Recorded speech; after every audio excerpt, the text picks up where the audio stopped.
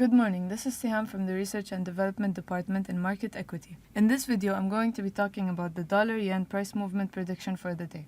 If we take a look at the 4-hour time frame, we can see that it is currently moving in a sideways movement inside an uptrend in the daily time frame. Let's go back to the 1-hour time frame where we can see that the pair has broken through level 109 and created a new peak above it. This supports the continuity of the upward movement inside this sideways movement in order to target level 109.70, which represents the upper boundary of the sideways movement. This bullish scenario will be cancelled upon the breaking down of level 108.35, which represents the lower boundary of the sideways movement.